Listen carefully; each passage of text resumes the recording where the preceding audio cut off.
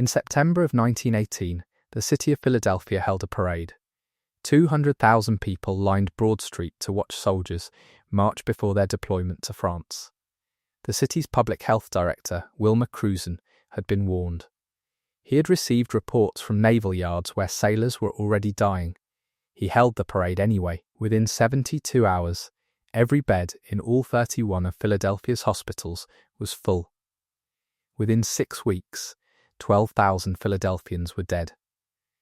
And here is the detail that has haunted epidemiologists for a century.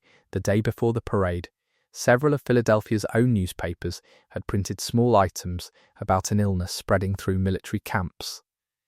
Buried on inner pages. Below advertisements, below war bond notices.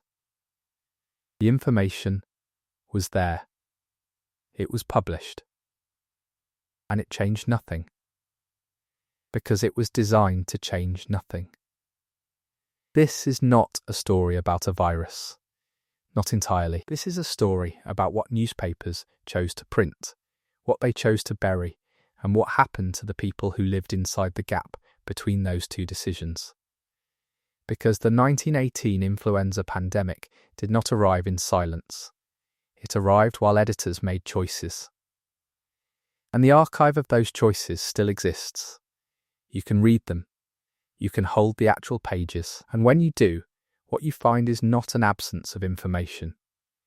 What you find is something more disturbing, the presence of information that was carefully, deliberately made to feel unimportant. The first pattern emerges in the summer of 1918, months before the pandemic reached its devastating peak.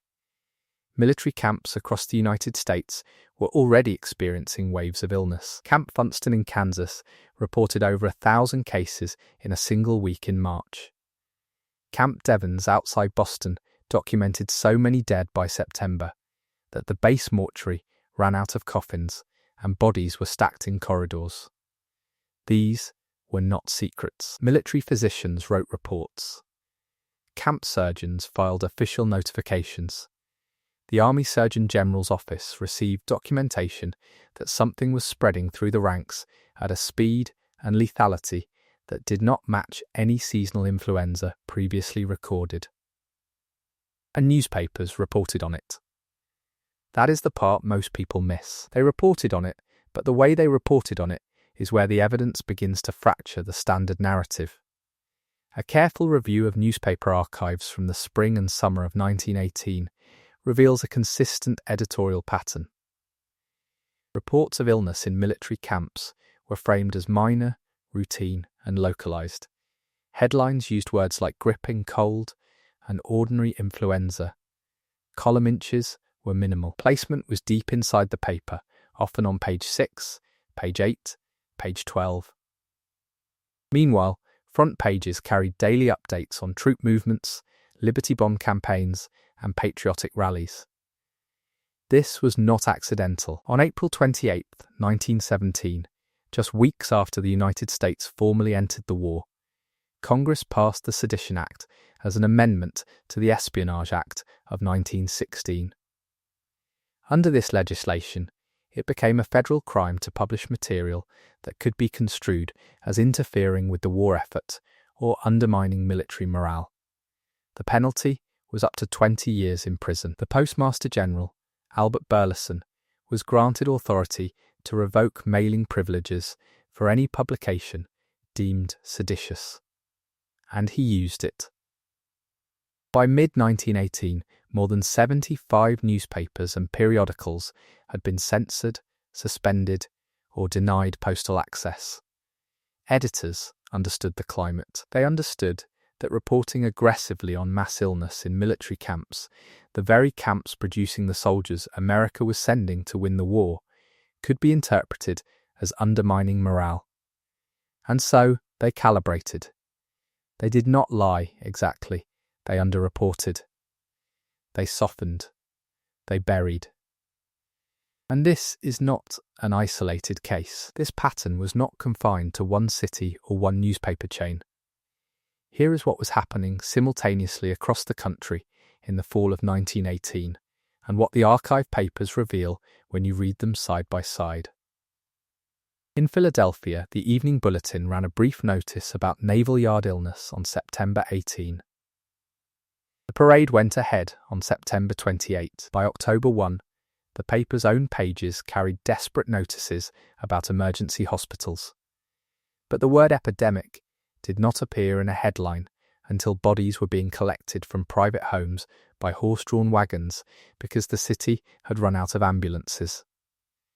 In St. Louis, the story unfolded differently, and the contrast is one of the most important datasets in the history of public health communication. Dr. Max Starkloff, the city's health commissioner, acted on early reports and implemented closures of schools, theatres, churches, and public gatherings beginning October 7. The St. Louis Post-Dispatch covered the closures, but even there the framing was cautious, almost apologetic. The illness was described as a precaution, not a crisis. Starkloff's measures were reported alongside reassurances. And crucially, St. Louis experienced a death rate less than half that of Philadelphia.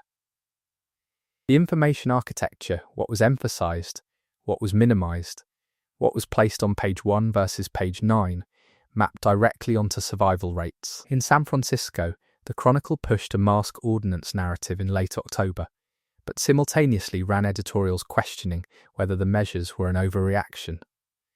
By November, when the city lifted restrictions prematurely and a second wave hit, the paper's own archive shows a striking editorial pivot. Suddenly the virus was serious again.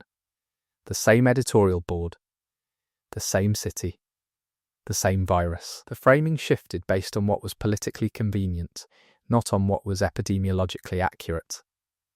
In smaller cities, the record is even more stark. The Goldsboro Daily Argus in North Carolina ran no front-page mention of the pandemic until local businesses began closing due to staff shortages, not because the editors had finally recognized the public health crisis, but because the economic disruption could no longer be ignored. In Brockton, Massachusetts, the local enterprise printed a health officer's reassurance that the situation was well in hand on the same day the city recorded its highest single-day death toll.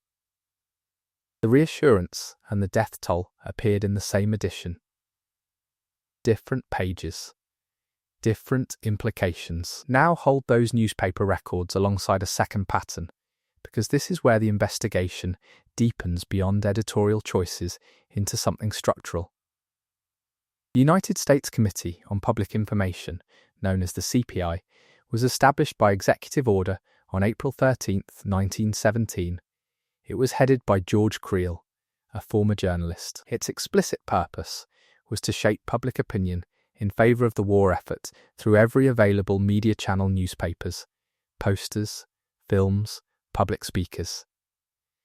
The CPI operated a division of news that distributed pre-written articles to newspapers across the country. It coordinated with editors. It supplied approved language. It shaped not just what was reported, but how it was framed, what words were used, what tone was struck.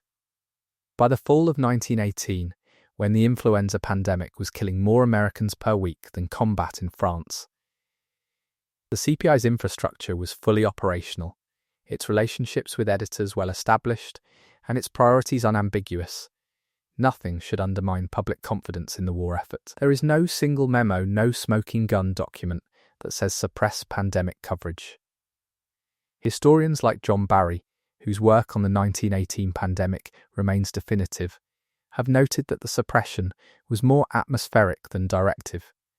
It was a system. Editors self-censored because the legal penalties for seditious publication were real, because the CPI's cooperative framework made compliance easy and resistance costly, and because wartime patriotism created a social environment in which questioning official reassurances felt disloyal.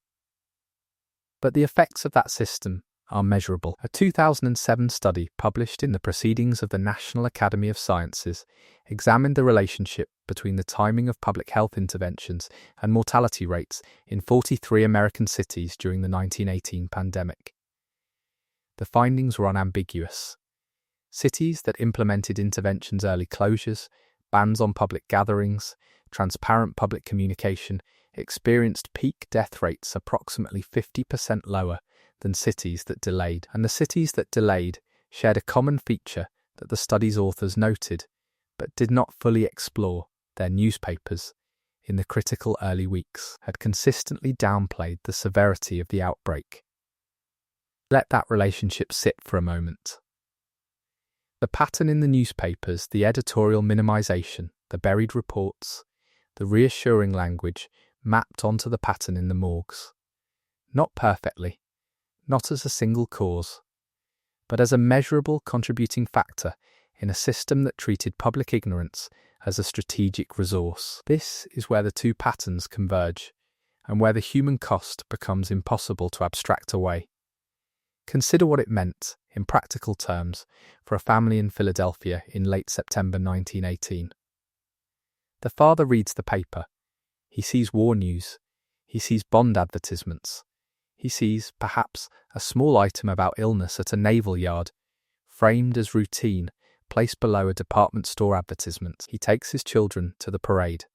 He does not know, because his primary information source has not told him in a way he can feel, that the air around him carries a pathogen that will kill more people worldwide than the war itself. His decision is rational, based on the information architecture he inhabits. And that architecture was constructed, not by the virus, by people, by editors, legislators, government information officers, and a legal framework that made honest reporting professionally and legally dangerous. The children of those families, the ones who survived, grew up in a silence that historians have documented as one of the most remarkable features of the 1918 pandemic. Unlike every other mass death event of the 20th century, the influenza pandemic generated almost no cultural memory infrastructure. No major monuments were built. No national day of remembrance was established. The literary response was sparse compared to the war itself. Historians have struggled to explain this amnesia. Catherine Ann Porter, who nearly died of the flu, wrote about it in Pale Horse, Pale Rider, but her account was a rare exception in American letters. The pandemic killed 675,000 Americans, more than all American combat deaths in the 20th century combined. And it was largely forgotten within a generation. The newspaper archive offers a partial explanation for that amnesia. If the event was minimized in real time, if the primary record, the daily newspaper, treated it as secondary, as manageable, as less important than war bonds and troop movements, then the raw material of cultural memory was thin from the start. People remember what they are told is important. The newspapers told them the war was important. The flu was an inconvenience, a footnote, a temporary disruption, and so that is what it became in collective memory. The editorial decisions of 1918 did not just shape behaviour during the pandemic, they shaped whether the pandemic would be remembered at all. And here is where the suppression evidence becomes most specific and most troubling. The records that would most clearly document the relationship between editorial decisions and public health outcomes, the internal communications of newspaper editors during the fall of 1918. The correspondence between the CPI and local publishers, the private letters of public health officials who watched the minimization happen in real time, are remarkably sparse, not entirely absent, but sparse in a way that historians like Barry and Alfred Crosby have noted with frustration. Crosby, whose 1976 book Epidemic and Peace was one of the first major histories of the pandemic, described the archival situation as unlike anything he had encountered in other areas of 20th century American history. The records that should exist, based on the volume of activity and the number of institutions involved, simply do not exist in the expected quantities. Some of this is natural archival erosion. Newspapers routinely discarded internal correspondence. The CPI was disbanded in 1919, and its records were scattered across multiple federal repositories. But the pattern of absence is not uniform. War-related CPI records propaganda posters, approved articles, coordination memos for Liberty Bond campaigns survive in substantial quantities at the National Archives. Pandemic-related CPI activity, if it existed, left far less trace. The question is whether this reflects a genuine absence of pandemic-related CPI involvement, or whether those records were simply not preserved with the same institutional care. Several public health officers left behind letters and diaries that describe, in blunt terms, their frustration with newspaper coverage. Dr. Victor Vaughan, who served as acting Surgeon General of the Army and witnessed the devastation at Camp Devens, wrote later that the full truth of what happened was never communicated to the public during the crisis. Rupert Blue, the US Surgeon General, issued public statements in September 1918 that used careful, measured language ordinary influenza by another name that matched the newspaper framing almost exactly. Whether Blue believed his own reassurances or was calibrating his language to the political environment is a question his surviving papers do not definitively answer. What survives, though what you can still see, still touch, still verify, is the newspaper archive itself. And it is vast. The Library of Congress Chronicling America project has digitized millions of pages from this period. State historical societies hold microfilm and original copies. And when you sit with these pages, when you read them, not for individual articles, but for pattern, for placement, for language, for what is present and what is absent, for the ratio of war coverage to pandemic coverage during weeks when the pandemic was killing more Americans than the war, the evidence is not subtle. It is architectural. It is structural. It is visible in column inches and page placement and headline size with the same clarity that tree rings reveal a drought. In the October 10th, 1918, edition of the Arkansas Gazette, the front page carried 6 war-related stories. The flu, which was by then killing residents of Little Rock at an accelerating rate, received a single column on page 5 under the headline Spanish Influenza is plain La Grippe. The word choice alone plain is an editorial argument disguised as a headline. In the same week, the Washington Times ran a front-page story on Liberty Bond sales alongside a page 3 item noting that the District of Columbia's death rate had tripled. The spatial architecture of those pages told readers what mattered. Bonds mattered. Death was on page 3. You can visit the Mitter Museum in Philadelphia today and see preserved lung tissue from 1918 influenza victims. The tissue is still there, stained, mounted, labelled. The lungs show a distinctive pattern of hemorrhagic destruction that pathologists describe as, unlike typical influenza damage, the immune system turning against the body's own tissue in a cytokine storm that preferentially killed healthy adults between 20 and 40 years old. The youngest, strongest, most productive members of society. The soldiers, the workers, the parents of young children. You can see what the virus did to a single pair of lungs. And then you can walk to the Free Library of Philadelphia and read what the evening bulletin told the owners of those lungs about the danger they faced. The physical evidence and the published record exist in the same city, a few miles apart. They describe 2 different realities.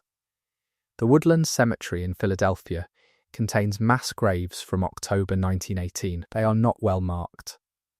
The death certificates filed during those weeks, the ones that survive, frequently list cause of death as pneumonia rather than influenza, a clinical distinction that had the practical effect of obscuring the pandemic's true toll in official statistics. The certificates are in the Philadelphia City Archives.